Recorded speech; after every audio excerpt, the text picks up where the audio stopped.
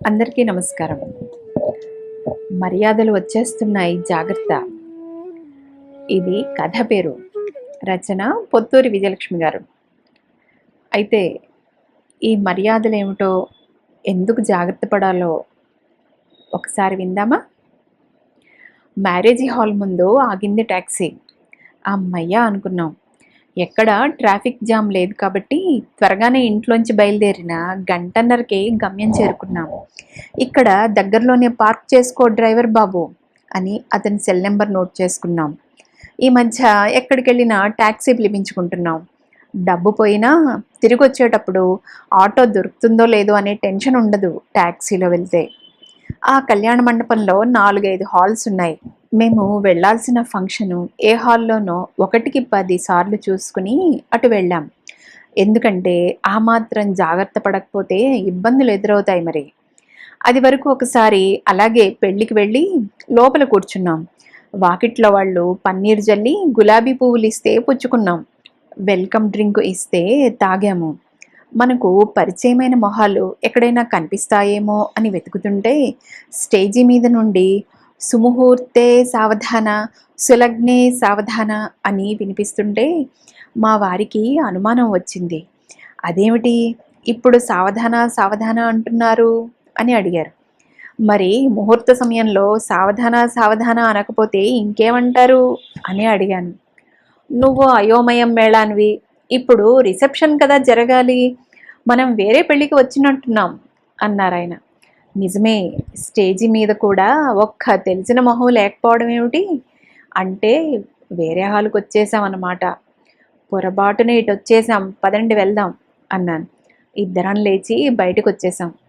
ఒకే ఆవరణలో 1 కంటే ఎక్కువ మండపాలుంటే అదో గండ కత్తెర, ఫలాని వారి పెళ్లి పిలుపు అని ఉంటే పర్వాలేదు, కానీ కేవలం వధూవరుల పేర్లు మాత్రం వేసి ఊరుకుంటే కాస్త కష్టమే కదా పోల్చుకోవటం. చేతిలో పెళ్లి కార్డు ఉంటే బాగుంటుంది. ఆ పెళ్లి కార్డు తీసుకునే బయలుదేరదాం అనుకుంటాం, కానీ ఆఖరి క్షణంలో హడావిడైపోతుంది. ఇంట్లోనే మర్చిపోతాం, లేదా గమ్యం చేరాక ట్యాక్సీలోనైనా వదిలేస్తాం. రామకృష్ణ గారి అబ్బాయి పెళ్ళి అనో, భారతి గారి అమ్మాయి పెళ్ళి అనో బయలుదేరుతాం, కానీ పిల్లల పేర్లు ఎవరికి గుర్తుంటాయి? ఎప్పుడో పిల్లల బారసాలకి వెళ్ళటం, మళ్ళీ వాళ్ళ పెళ్ళికి వెళ్ళటం, మహా అయితే మధ్యలో మరోసారి వెళ్తాం వాళ్ళింటికి. అంతకు మించి సంబంధాలు ఉండవు, రాకపోకలు అసలే ఉండవు. పెద్ద తరానికి పిల్లల తరానికి ఉండే అనుబంధం ఏనాడో ఆవిరైపోయింది. కాబట్టి ఈ పిల్లల పేర్లని గుర్తుంచుకోవడం అసాధ్యం. ఆ వేళ మా విషయంలోనూ అదే జరిగింది. కార్డు కారులో ఉండిపోయింది. పెళ్లి కొడుకు పేరు ప్రబంధ్, అది గుర్తుపెట్టుకున్నాను. ఆ పిల్లాడి పెళ్లి మేడ మీదనే అని బోర్డు మీద బాణం గుర్తు వేశారు అన్నారాయన. మధ్యలో మరో బోర్డు ఉందేమో బాణం గుర్తు వేసి.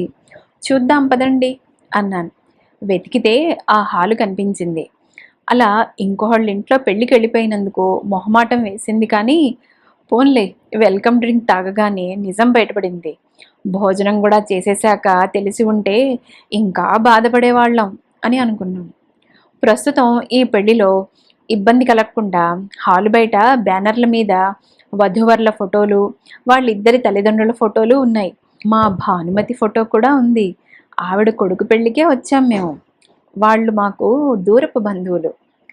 లైట్లు, అలంకరణ కళ్ళు చెదిరిపోయేలా ఉన్నాయి.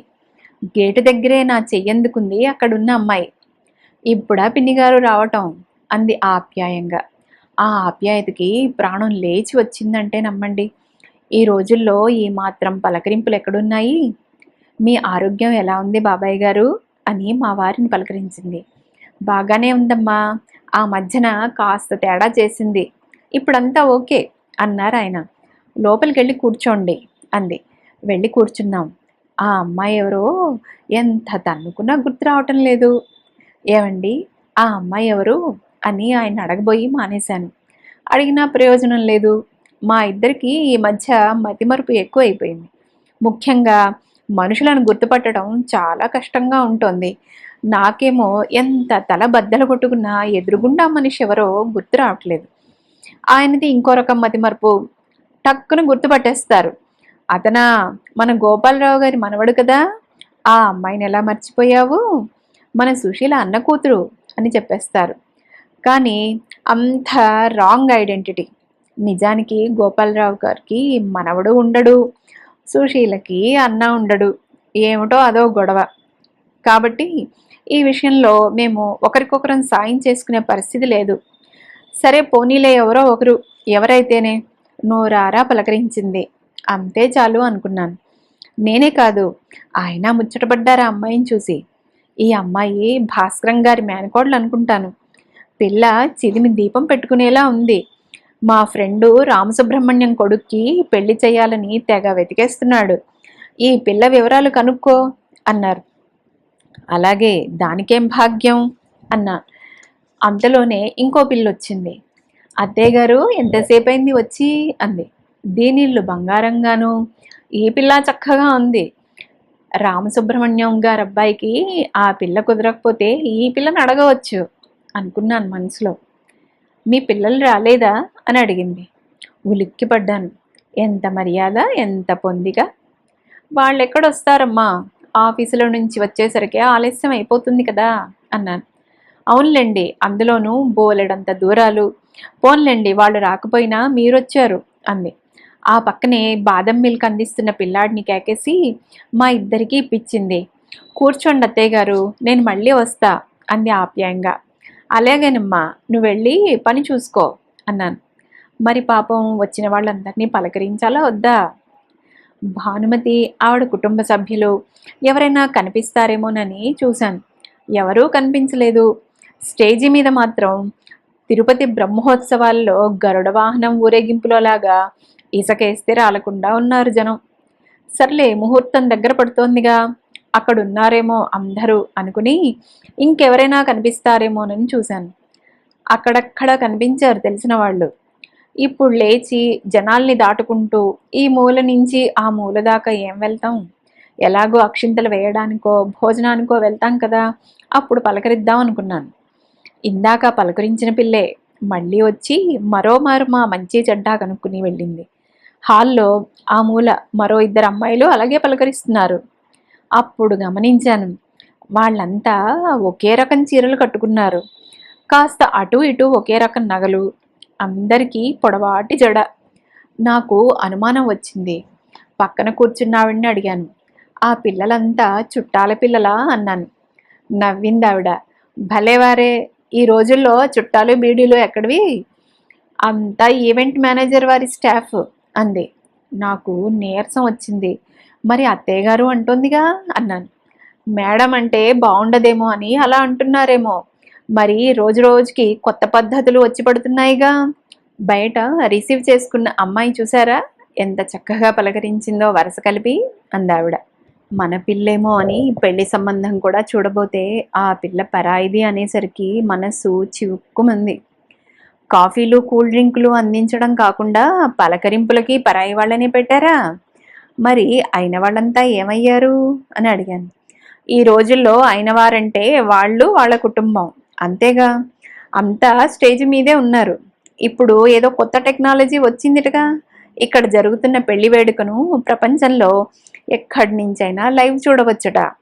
మరి ప్రతి ఇంట్లోనూ సగం మంది జనాభా విదేశాల్లోనే ఉన్నారాయే.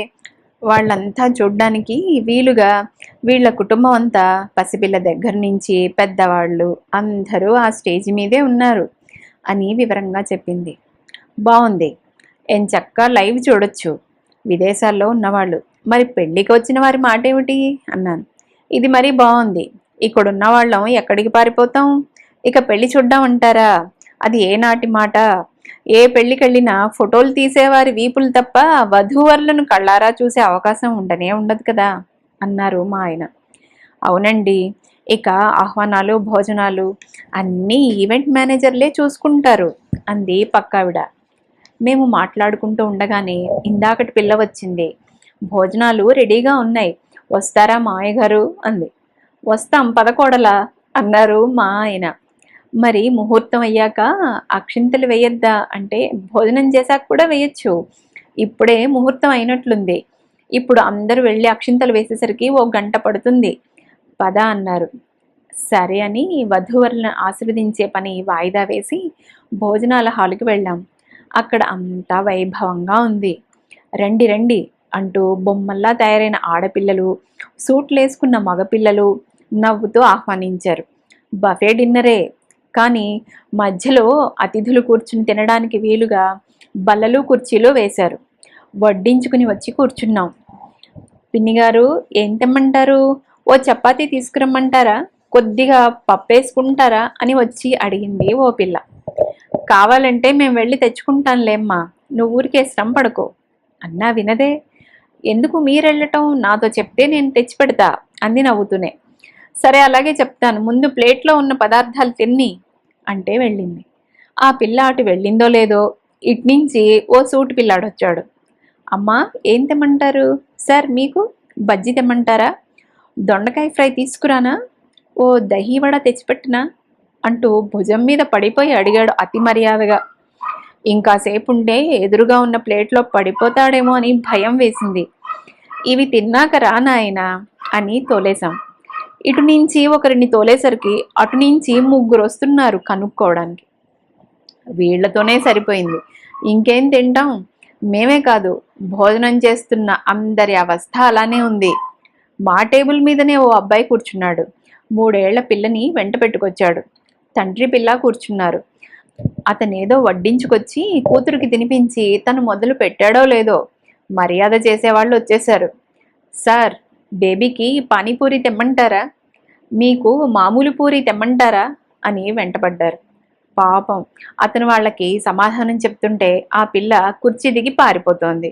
అటు కూతుర్ని ఇటు వీళ్ళని సంభాళించుకోలేక సతమతమయ్యాడా అబ్బాయి. ఇదెక్కడి గొడవ? వడ్డించాలంటే చక్కగా విస్తళ్ళేసి వడ్డించాలి. లేదు బఫే అంటే మన ఇష్టానికి మన్ని వదిలేయాలి. అటు ఇటు కాకుండా ఇదేం న్యూసెన్సు, వద్దు మొర్రో అన్నా వినరే అని బాహాటంగానే విసుక్కున్నాడు అబ్బాయి.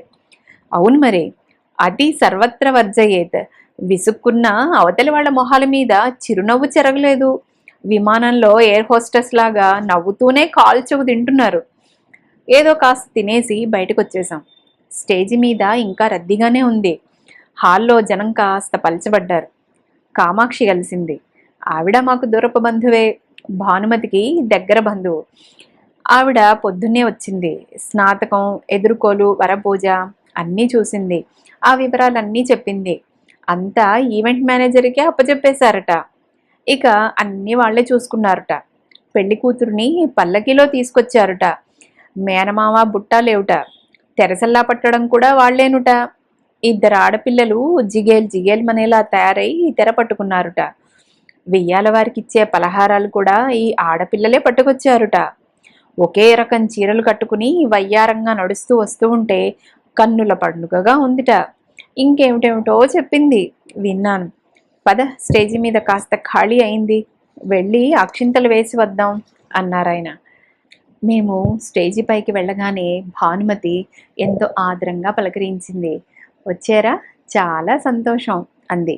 మీ అబ్బాయి కోడలు బాగున్నారు అన్నాను. అంతా ఆ భగవంతుడి దయ. మీరు భోజనం చేశారా అంది. చేశాం అన్నాను.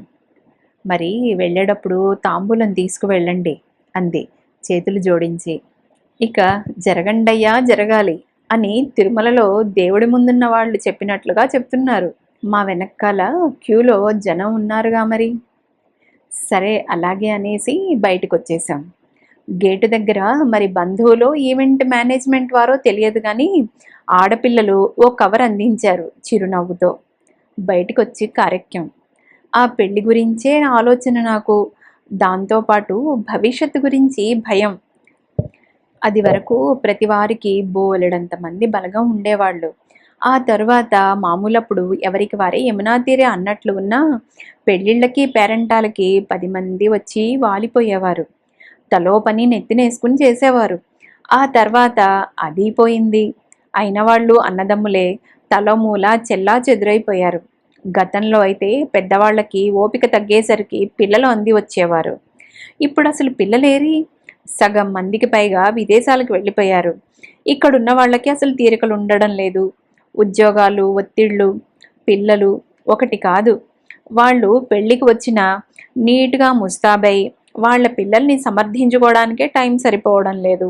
ఇక పెద్దవాళ్ళకి సాయం చేసే అవకాశం ఏది? నడి వయసు వాళ్ళకి బోలెడన్ని ఆరోగ్యపరమైన సమస్యలు. నడుము వంగితే కాళ్ళొంగవు, కాళ్ళొంగితే నడుము వంగదు. 50 దాటాక కింద కూర్చోగలిగిన భాగ్యశాలి ఒక్కరైనా ఉండడం లేదు. ఇక వృద్ధులున్నారంటే వాళ్ళు సనగటానికి తప్ప ఇంకెందుకు పనికొస్తారు పాపం. ఇన్ని రకాల కారణాల వల్ల జనాభా పెరిగింది కానీ అండగా ఉండేవాళ్ళు అరుదైపోయారు. అందుకే వంట మనిషిని, డ్రైవర్ని పెట్టుకున్నట్లు ఈవెంట్ మేనేజర్లు అని డబ్బు తీసుకుని పని చేసి పెట్టేవారికి పని అప్పజెప్పి అమ్మయ్య అనుకోవటం అలవాటైపోయింది. మొదట్లో ఏ వడ్డనుకో పనివారిని పెట్టుకున్నా వచ్చిన వాళ్ళని పలకరించడం, ఆదరించడం అన్నీ ఇంటి వాళ్ళే చూసుకునేవాళ్ళు. రాను రాను రాజుగారి గుర్రం గాడిదైపోయింది అన్నట్లు మరి అన్ని బాధ్యతలు వారికే అప్పగించేస్తున్నారు. పానీయాలు, ఫలహారాలు, భోజనాలు అందించడం సరే, గేటు దగ్గర నిలబడి ఆహ్వానించడం, మర్యాదలు, మన్ననలు కూడా బయట వాళ్ళేనా? మరి ఆవాహన దగ్గర నుంచి ఉద్వాసన దాకా అన్నీ బయట వాళ్ళకి పురమాయించేస్తుంటే అదేమిటో హోటల్కి వెళ్ళి భోజనం చేసి వచ్చినట్లుగా ఉంది కానీ పెళ్ళికి వెళ్ళినట్లే లేదు. అయిన వాళ్లకున్న ఆప్యాయత బయట వాళ్లకు ఉండదుగా. అంతా మొక్కుబడి వ్యవహారం. ఇప్పటికే ఇన్ని మార్పులు వచ్చేసాయి. మరి ముందు ముందు ఇంకెన్ని మార్పులు వస్తాయో. ఇది అసలే పోటీ ప్రపంచం. ప్రతి చోట పోటీలే. ఇప్పుడు ఈవెంట్ మేనేజ్మెంట్ విషయంలోనూ అంతే. ఈ పెళ్లిలోనే మార్పు చాలా స్పష్టంగా కనిపించింది. ఈవెంట్ మేనేజ్మెంట్ వాళ్లే ఇంటి వాళ్ళలాగా వరసలు పెట్టి చిలక పలుకులు పలుకుతూ మర్యాదలు చేశారు. ఈ మర్యాద కూడా వాళ్ళ చేతుల్లోకి వెళ్ళిపోవడం అంత శుభసూచకం కాదు. ఇది ఇలాగే కొనసాగి ప్రస్తుతం పెళ్లి భోజనానికి ప్లేటుకి ఇంత అని ఛార్జ్ చేస్తున్నట్లే ఈవెంట్ మేనేజర్లకి మనిషి మర్యాదకి ఇంత అని చెప్పి దీన్ని కూడా వారికి అప్పగించేస్తే అతిథుల గతి అధోగతే. అయిన వాళ్ళు ఆప్యాయంగా మర్యాద చేస్తే అది అందం, ఆనందం. కానీ బయట వాళ్ళు డబ్బు తీసుకుని దానికి తగిన విధంగా మర్యాద చేస్తే అఘోరించినట్లే ఉంటుంది. ఈ రోజుల్లో ఎవరికీ డబ్బుకి కుదవలేదు. ఎంతైనా ఖర్చు చేసి పెళ్లి చేయగల సత్తా ఉంది. కాబట్టి ఇప్పుడు మెగా మీల్స్ అని 66 ఐటమ్స్ పెట్టి పెళ్లి విందు చేస్తున్నట్లు మాకు తీరదు, మరో 25 మందిని ఎక్స్ట్రాగా పెట్టైనా సరే వచ్చిన వాళ్ళందరికీ మెగా మర్యాదలు చేయమని అందుకు అనుగుణంగా రేట్లు మాట్లాడుకుంటే ఇక చెప్పేదేముంది. వాళ్ళు రెచ్చిపోయి అతిథులని ఫుట్బాల్ ఆడేసుకుంటారు. అతిథులకి దగ్గరుండి వడ్డించి వాళ్ళొద్దంటే చావగొట్టి చెవులు మూసి మరీ మర్యాద చేస్తారేమో. అతిథుల పిల్లలని వాళ్ళు ఏడుస్తున్నా వినకుండా చంకనేసుకుని అన్నాలు పెట్టి చెయ్యి మూతి కడిగించి అమ్మా నాన్నలకి అప్పగిస్తారేమో. మరి భారీగా డబ్బు పుచ్చుకున్నప్పుడు మర్యాదలు భారీగానే ఉండాలి కదా. కాకపోతే ఆ మర్యాదలను తట్టుకునే సత్తా అతిథులకు ఉండాలి. ఇక మీదట ఎవరైనా పెళ్లి కార్డ్ చేత్తో పుచ్చుకుని పెళ్లికి పిలవడానికి గుమ్మంలోకి వస్తేనే హతవిధి, మళ్ళీ పెళ్లికెళ్ళాలా అని దిగులు పడుతున్న జనాలు ఈ మర్యాదల గొడవకి తట్టుకోలేక వంకలు వెతుక్కుని అసలు వెళ్ళడమే మానేస్తారేమో. అదండి మర్యాదల పెళ్లి హేళ. ఇక ఈ కథ మీ అందరికీ నచ్చిందనే భావిస్తున్నాను. రేపు మరో మంచి కథతో అన్నట్టు అందరూ లైక్ చేసి సబ్స్క్రైబ్ చేసుకోవడం మర్చిపోరుగా. మీ అమూల్యమైన అభిప్రాయాన్ని కామెంట్ రూపంలో తెలియజేయండి. అందరికీ ధన్యవాదాలు. రేపు మరో మంచి కథతో